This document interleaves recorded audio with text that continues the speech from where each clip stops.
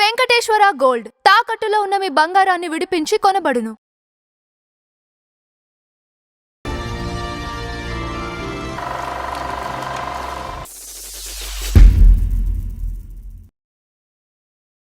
నమస్కారం నందం హరిచంద్రరావు గారు. నమస్కారం రాజబాబు గారు. ఫ్లాష్ బ్యాక్ లో అవును, మనం గతాన్ని గుర్తు చేసుకుంటున్నాం కదా, అందరినీ గతాన్ని మహానుభావులు గుర్తు చేసుకుంటున్నాం. అది కదా. మర్చిపోకూడదు మనం. అదే రైట్. ఏంటంటే మనం ఎందుకు చెప్తున్నాం అంటే ఆ. ఎవరికైనా ఏ విషయమైనా ఉపయోగపడితే మంచిదని చెప్పి మనం ఈ ప్రాజెక్ట్ తీసుకున్నాం. కరెక్ట్. లేదంటే అక్కర్లేదు, చెప్పక్కర్లేదు, అవును. మనం వాగక్కర్లేదు. ఎందుకంటే వాళ్ళే బాట వేసిన వాళ్ళు, బాటలు వేసిన వాళ్ళు కాబట్టి వాళ్ళ దారిలో నడుస్తున్నాం కాబట్టి కరెక్ట్. ఇంకా డీటెయిల్ గా వెళ్తే మంచిదని చెప్పేసి మనం ఒక్కొక్క పాయింట్ మీద వెళ్తున్నాం వాళ్ళ క్యారెక్టర్ గురించి. కరెక్ట్. అయితే ఈ రోజు movie mogul doctor D Ramanaidu గారు చాలా కరెక్ట్ టైటిల్ కూడా ఆయనకి ఇచ్చింది. మూవీ మొఘల్ అంటే నిజంగా మహారాజు. ఆయన ఇది మన సినీ సామ్రాజ్యానికి మహారాజు. ఆ టాప్ లోనే టాప్ సాధించి మరీ పోయాడు ఆయన. కరెక్ట్. బిగినింగ్ లో కాదు ఎవరును. ఆయనకి అనాలోచితంగా వచ్చారు, కష్టపడి తను సాధించాలనుకుని సాధించారు, వెళ్ళిపోయాడు ఆయన. అయితే ఇక్కడండి ఓకే, ఆయన ఫస్ట్ స్టార్టింగ్ వచ్చినప్పుడు ఫ్లాప్స్ పడ్డాయి. తర్వాత లాస్ట్ లో ప్రేమ్ నగర్ అప్పుడు అనుకుంటా, ఇంకా నేను ఈ సినిమాతో హిట్ అయితే ఉంటాను, లేకపోతే ఇంటికి వెళ్ళిపోతాను అన్నారు అని చెప్పేసి అన్నారు. చాలా కరెక్ట్. సో అప్పుడు ప్రధానమైనటువంటి ఘట్టాలు, అసలు ప్రధానమైన ఘట్టాలు చెప్తాను నేను. దానికి లీడ్ ఏంటంటే, నాకు తెలిసి రామనాయుడు గారితో మా గురువు గారికి మాకు పెద్ద ఇది ఉంది కాబట్టి, అవును, ఈ చర్చల్లో పాల్గొంటాం కాబట్టి ఈ విషయాలన్నీ నాకు తెలుసు కాబట్టి కొద్దిగా నా జ్ఞానం అనుమతించిన మేరకు నేను చెప్తాను. అంటే స్వయంగా చూశారు కాబట్టి, చేశాను కాబట్టి. నేను ఆయనతోనే పరిచయం ఉంది, నాకు కరెక్ట్ పర్సనల్గా పరిచయం ఉంది. రామనాయుడు గారు చాలా క్యారెక్టర్ని నమ్మే మనిషి. ముందు చెప్పుకోవాల్సింది, అబద్ధాలు నమ్మే మనిషి కాదు. అబద్ధాలు చెప్పి సంపాదించాలనే ఉద్దేశం ఆయనకి ఎప్పుడు లేదు. మోసం చేసి వ్యాపారాలు చేయాలనే ఉద్దేశం ఆయనకి ఎప్పుడు లేదు. నిజాయితీగా ఉండాలి, నిబద్ధతతో ఉండాలి, క్రమశిక్షణతో ఉండాలని చెప్పేసి ఆయన మొట్టమొదటి నుంచి ఆయన వచ్చినప్పుడు నేర్చుకున్న సత్యం. తర్వాత ఎప్పుడు ఖాళీగా ఉండకూడదు, ఎప్పుడు పనిచేస్తూ ఉండాలి. ఖాళీగా ఉంటే అదే free man's mind is devil's workshop అని నమ్మే వాళ్ళలో మొట్టమొదటి వాడు రామానాయుడు గారు. దానికి ఒక ఉదాహరణ ఏంటంటే, సరే అనురాగం తీశాడు ఆయన. రామనాయుడు గారి ప్రోద్బలంతో ఫస్ట్ డబ్బింగ్ పిక్చర్ చేద్దాం అనుకున్నాడు ఆంధ్ర క్లబ్లో. ఎవరు డూండి గారు కొండవీడి దొంగ అనే డబ్బింగ్ పిక్చర్ చేసి హిట్ చేశాడు ఆయన. మలైల్ త్రిడన్ అని చెప్పి తమిళ పిక్చర్ని డబ్ చేసి కొండవీడి దొంగ అని చెప్పి రంజన్ చేశాడు ఆయన. ఆంధ్ర క్లబ్లో కూర్చుండగా ఆ విషయం తెలిసింది. అసలు ఆయనకి అది దానికోసం రాలా మద్రాసు, ఇటుకల వ్యాపారం చేద్దామని వచ్చాడు ఆయన. కానీ ఆ ఇటుకల వ్యాపారంలో బురదలో తొక్కటం అది చూసి మన కొద్దిగా వ్యవసాయంలో ఇప్పుడు వరకు కొట్టుకున్నాం కదా, ఇంకా ఇదెందుకు వేరే వ్యాపారం చేద్దామని రియల్ ఎస్టేట్ చేద్దాం అనుకుని ఏం చేశాడంటే ఆయన వాళ్ళ మామయ్య గారి సహాయంతో కేలంబాకంలో 94 ఎకరాలు కొన్నాడు ఆయన. కేలంబాకంలో 94 ఎకరాలు కొన్నాడు. కానీ ఇది ఆగదు కదా. అప్పుడు ఆంధ్రప్రదేశ్ వచ్చిన తర్వాత ఇప్పుడు సినిమా మీద అభిప్రాయం కలిగింది. నేను కూడా ఎందుకు తీయకూడదు. ఆయన ఏ కొత్త విషయం అయినా స్వీకరించడం రామనాయుడు గారు అలవాటు. కొత్త విషయంలోకి వెళ్ళి దాన్ని ఎలాగైనా కష్టపడి సాధించాలని, ఇదే మనం నేర్చుకోవాల్సింది, సాధించాలని అభిప్రాయంతో ఆయన ఉంటాడు ఆయన. అప్పుడు ఏమనుకున్నారంటే, సరే రామనాయుడు గారు ఆయనకి బాగా బంధువు. అప్పుడు ఆ మాటల సందర్భంలో ఏమొచ్చిందంటే ఆయనకి, సరే నేను బెంగాలీ పిక్చర్ ఒకళ్ళు నిర్మాతలు తీస్తున్నారు, నువ్వు డబ్బింగ్ ఎందుకు ఫస్ట్ స్టార్టింగ్ ఎప్పుడు అంచేత నువ్వు అనురాగంలో పార్ట్నర్గా చేరు అన్నారు. ఎంత కావాలంటే 40,000 ఎంతో పార్ట్నర్షిప్ చేస్తున్నారు, నేను రెడీ అన్నాడు ఆయన. ఇది బాగుంది కదా, డబ్బింగ్ పిక్చర్ కంటే ఎవరో చేసిన దాన్ని చేయడం కంటే ఈ పార్ట్నర్ చేస్తే మంచిది కదా అని చెప్పి స్టార్ట్ చేశాడు. ఓకే. కానీ తీరా చూస్తే ఫస్ట్ పిక్చర్ ఫ్లాప్ అయింది. ఫ్లాప్ అయిన తర్వాత ఇంకో సినిమా తీద్దాం అన్నాడు. ఇది వదిలిపెట్టే రకం కాదు రామనాయుడు గారు. పార్ట్నర్స్ అందరూ జారిపోయారు, మీకు సినిమాలు తీయమన్నారు, సినిమా తీయమన్నారు. అప్పటికి సురేష్ బాబు, వెంకటేష్ బాబు పుట్టున్నారు. సురేష్ ప్రొడక్షన్స్ పెట్టి, ఎస్పీ అని వస్తూ ఉంటుంది మీకు బ్యాన్, అవునవును, సురేష్ ప్రొడక్షన్స్ అని పెట్టి బ్యానర్ ఓపెన్ చేశారు ఆయన. ఓపెన్ చేసి వెంటనే రామారావు గారు అంటే ఇష్టం ఆయనకి, అభిమానం. రామారావు గారి దగ్గరికి వెళ్ళి కాల్ షీట్లు అడిగాడు. ఈ కుర్రాడు ఉత్సాహంగా ఉన్నాడని చెప్పి ఆయన ఎప్పుడు కూడా కొత్త వాళ్ళని ఎంకరేజ్ చేస్తూ ఉంటారు రామారావు గారు. సరే అని డేట్స్ ఇస్తా అన్నాడు. డేట్స్ ఇచ్చాడు కూడా. ఇచ్చి నవంబర్ నుంచి ఎప్పుడో ఇచ్చాడు. ఈ లోపల ఏం జరిగింది, అడ్డంకులు వచ్చినాయి ఫస్ట్ పిక్చర్కి. తర్వాత కథ ఏమనుకున్నారంటే, సరే డేట్లు తీసుకున్నారు, కథ ఏమనుకున్నారంటే ఫస్ట్ కథ అనుకున్నారు. ఓకే, ఫస్ట్ కథ అనుకున్నారు, సినిమా తీద్దాం కథ అనుకున్నారు. కథ ఎవరి దగ్గర కథ ఉంటుంది అని చెప్పేసి చూస్తే డివి నరసరాజు గారు పరిచయం ఆయనకి. అక్కడ విజయ ప్రొడక్షన్స్లో ఆయన బాగా పెర్మనెంట్ రైటర్. డివి నరస్ గారి దగ్గర ఒక కథ ఉంది, డిస్కస్ చేశారు. ఎవరు ఉందని చెప్తే ఆయన అడిగారు.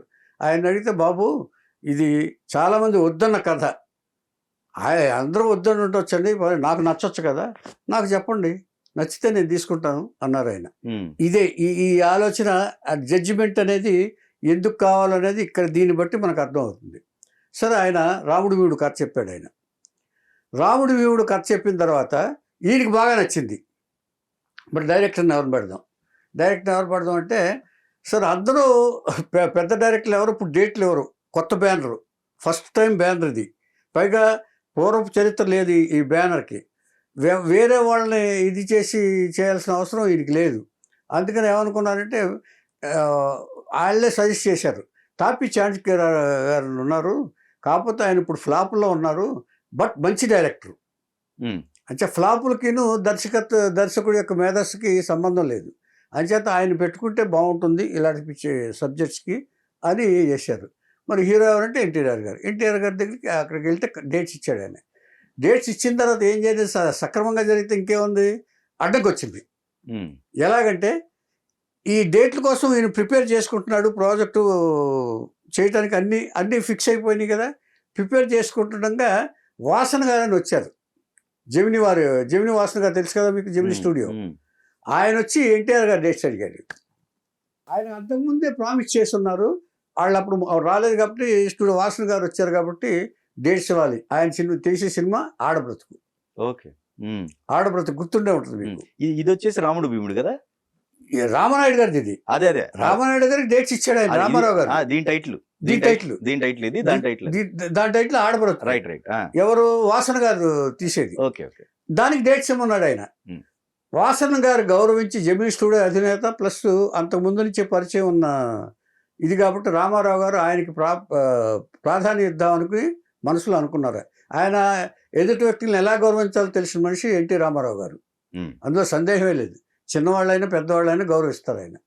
అప్పుడు ఈయన పిలిచాడు. ఆయన నీకు నవంబర్ని ఇచ్చేసాను కాదంటలేదు, కానీ ఆయన వచ్చారు కాబట్టి ఆయన గౌరవించడం నా ధర్మం. ఇదివరకే అడుగున్నారు ఆయన, కాకపోతే నేను కాంటాక్ట్ లేకపోవటం వల్ల లేదు, ఇప్పుడు వచ్చి ఆయన ఇమ్మంటున్నారు.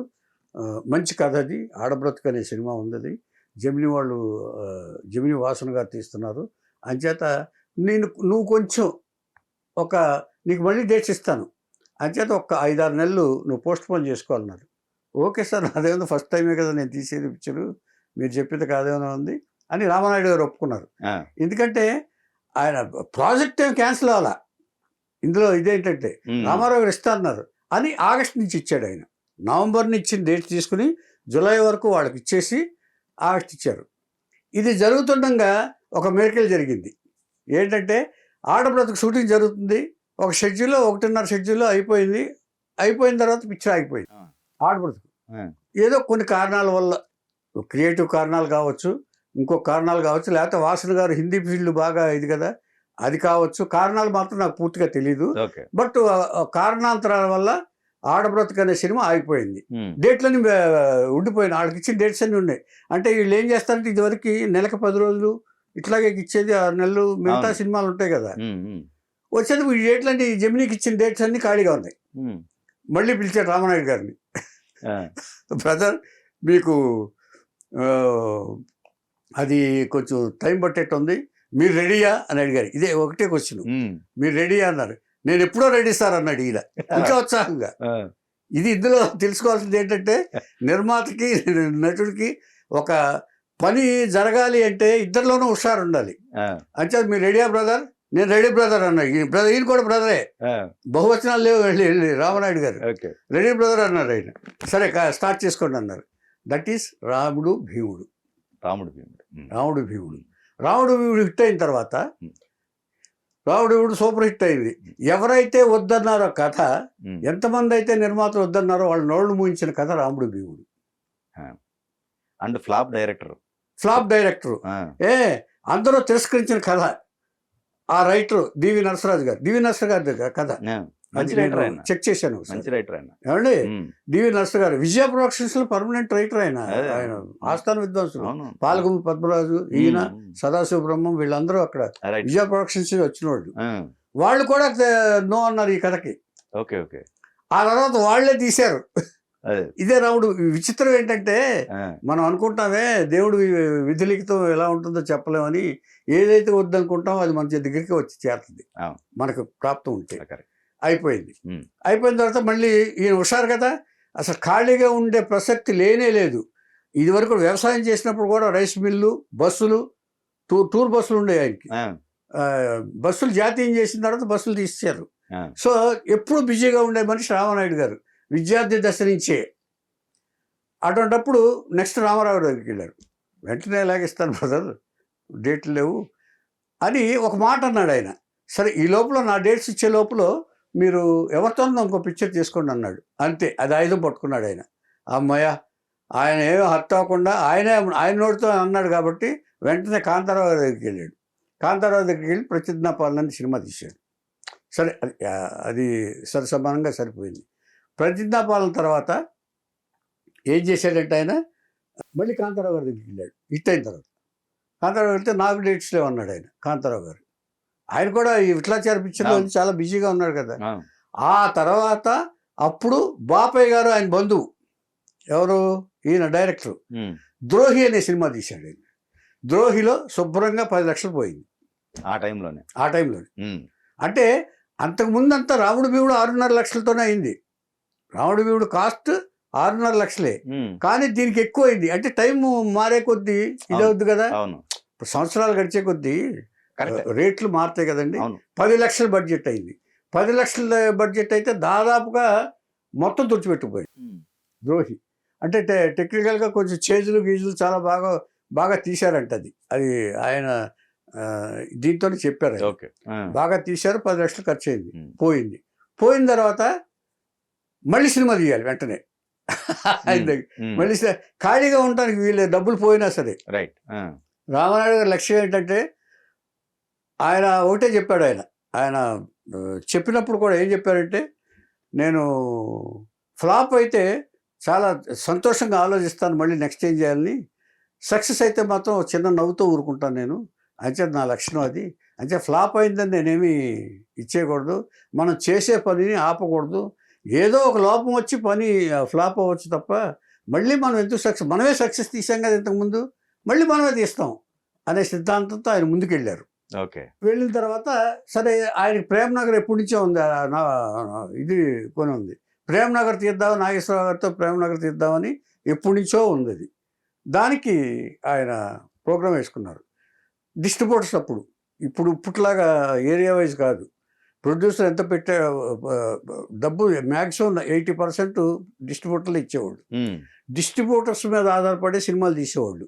Total control, theaters control, cinema control మొత్తం నిర్మాత తీసిచ్చిన తర్వాత మొత్తం డిస్ట్రిబ్యూటర్స్ కంట్రోల్లోకి వెళ్ళిపోయేది. వాళ్ళే చేసి వాళ్ళు కలెక్షన్స్ తర్వాత కలెక్షన్ రిపోర్ట్ పంపిస్తారు. దాని ప్రకారం వాళ్ళ డబ్బులు ముందు వసూలు చేసుకుంటారు. వాళ్ళ డబ్బులు ముందు పెట్టుబడి పెడతారు కదా, తర్వాత షెడ్యూల్కి వచ్చి చెక్ చేస్తారు కూడా. ఒక్కోసారి రష్ కూడా చూపించాల్సి వస్తుంది డిస్ట్రిబ్యూటర్స్కి. సో ఒకసారి వాళ్ళ డబ్బులతో స్టార్ట్ చేసిన తర్వాత మన ఫుల్ కమాండ్ డిస్ట్రిబ్యూటర్స్కి వెళ్ళిపోతుంది. అలా రాజ్యం వెళ్ళిన వాళ్ళ నవయుగ ఫిల్మ్స్, లక్ష్మీ ఫిల్మ్స్, విజయ ఫిల్మ్స్, విజయ పిక్చర్స్, ఇలాగా డిస్ట్రిబ్యూటర్స్ రాయల్గా ఉండేవాళ్ళు. ఈయన పెర్మనెంట్ అప్పుడు నవయుగతో డిస్కస్ చేశాడు. ఎప్పుడైనా ముందు డిస్ట్రిబ్యూటర్స్కి వెళ్ళి చెప్పాలి, మరి పలానా సినిమా తీస్తున్నావు ప్రేమనగర్. ఏంటయ్యా నాయుడు, ఇదేమనుకుంటున్నావు, ఉన్నాయి కదా 10 లక్షలు నష్టపోయింది, ఇప్పుడు ఈ ప్రేమనగర్ తీస్తానంటావేంటి, నాగేశ్వరరావుతో బడ్జెట్ ఎంత అవుతుంది? 15 లక్షలు అనుకున్నాను సార్ అన్న. మరి నీకెంత కావాలి? మీరు 10 లక్షలు ఇవ్వండి సార్. ఎలాగా, ఇప్పుడు నువ్వు ఆలోచించుకున్నావు, నేను బాగా ఆలోచించాను సార్, ఏమైనా సరే నేను సినిమా తీయాల్సి సార్, మీరు 10 లక్షలు ఇవ్వండి, నేను 5 లక్షలు పెట్టుకుంటాను అన్నాడు ఆయన. కాదులే, ఇలాగే ఉంటాయి వాళ్ళే డిస్ట్రిబ్యూటర్స్, 9 లక్షలు ఇస్తాను అన్నాడు. మీరు ఆ మాట అన్నారు చాలు సార్. సినిమాని చూసిన తర్వాత సినిమా రన్నింగ్ల టైంలో మీకే అనిపిస్తుంది, మీరే ₹1,00,000 ఇస్తున్నారు. ఆయన నవ్వుకుని శ్రీనివాసరావు గారు, కాటకటి శ్రీనివాసరావు గారు నవ్వుకుని, సరే భలే చెప్తావా అని చెప్పి, సరే 10 లక్షలు ఇస్తాను తీసుకొచ్చి చేసుకో, బాగా తీ సినిమా అని చెప్పేసి అన్నారు. అప్పుడు ముందే చెప్పాడు, మరి ఇంత ఇంత దెబ్బతినున్నావు కదా నువ్వు, ఎందుకని ఇంత ధైర్యం చేస్తున్నావు అన్నాడు. ఏమీ లేదు సార్, ఎక్కడ పోగొట్టుకున్నామో అక్కడే వెతుక్కోవాలి. అంచేత ఇప్పుడు నాకు ఇది తప్ప, ఇప్పుడు ప్రస్తుతానికి ఇది తప్ప ఏం చేయాలి, చేస్తే వ్యవసాయం చేయాలి, అది వదిలేశాను ఎప్పుడో. రైస్ మిల్లు వదిలేశాను ఎప్పుడో. ఏమంటే రియల్ ఎస్టేటు అక్కడ కొని పడేసాం, అంతకంటే ఇచ్చలేదు. ఇప్పుడు ఇది సక్సెస్ అయిందనుకోండి దీంట్లో ఉంటా, లేదనుకోండి కేలంబాకంలో 94 ఎకరాలు ఉంది, అక్కడికి వెళ్ళి వ్యవసాయం చేసుకుంటా అని ఆయన చెప్పాడు. అందరికి చెప్పాడు.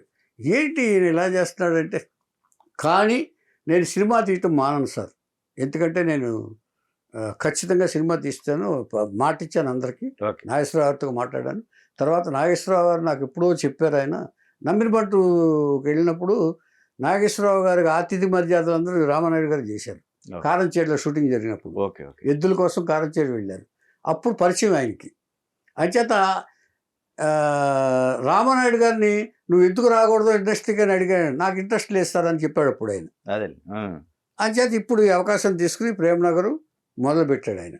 అందరూ హెచ్చరించారు, మరి ఇది కాస్ట్లీగా తయారవ్వాలి, జమీందారు ప్యాలెస్లు గీలెస్లు సెట్లు గిట్లు అంత చాలా రిచెస్ట్ ఇది బడ్జెట్ అవుద్ది అని అన్నారు. అయినా సరే సార్ నేను తీదలుచుకున్నాను సార్ అని తీశాను. తీసిన తర్వాత ప్రేమ్నగర్ తయారైంది, రిలీజ్ అయింది, రిలీజ్ చేశారు. ఈయన ఎప్పుడైనా సరే తిరుపతి వెళ్ళి ప్రింట్ ఇచ్చేసి వెళ్తారు. అక్కడికి వెళ్ళిన తర్వాత బోర్ను వర్షాలు వచ్చేటప్పటికి రామానాయుడు గారి గురించి అందరూ చాలామంది అనుకుంటారు కదా, అయిపోయింది నాయుడు పని అయిపోయింది అని అనుకుంటుంటే సరే అని దేవుడి మీద భారం వేశాం. నా కెరీర్ ఇక్కడ ఉండాలా, సినిమా ఇండస్ట్రీలో ఉండాలా, లేకపోతే వ్యవసాయానికి వెళ్ళాలా, మనం టాస్ వేశాం.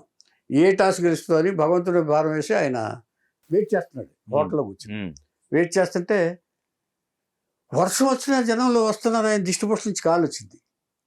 ఆల్ థియేటర్స్ నుంచి ఈ కాల్ వస్తుంది. ఎప్పుడు కూడా ఆయన ఎంక్వైరీ చేస్తారు, పర్సనల్గా ఎంక్వైరీ చేస్తారు. ఈయనకి సినిమా రిపోర్ట్ చెప్పేవాళ్ళు కొంతమంది పెట్టుకున్నాడు ఊరికి, సెంటర్కి ఒకళ్ళని. వాళ్ళు చెప్పేటప్పటికి మీరేం కంగారు పడక్కర్లేదు సార్, ఇప్పుడు 10 వారాలు టాక్ ఉంది, ఇది పెరిగే ఛాన్స్ ఉంది సార్ అని చెప్పి ప్రేమ్నగర్ చెప్పారు. అంతే. ఆ తర్వాత వర్షం ఆగింది. తర్వాత ఇది విజృంభణ అయింది. ప్రేమ్నగర్ టాకుతో పాటు కలెక్షన్స్ పెరిగినాయి. మొత్తం రామానాయుడు గారిని ఆ ఇండస్ట్రీలో సెటిల్ చేసేసింది. 100 సినిమాలు తీయటానికి, 13 భాషల్లో చిత్రాలు తీయటానికి నాంది పలికింది ప్రేమ్నగర్.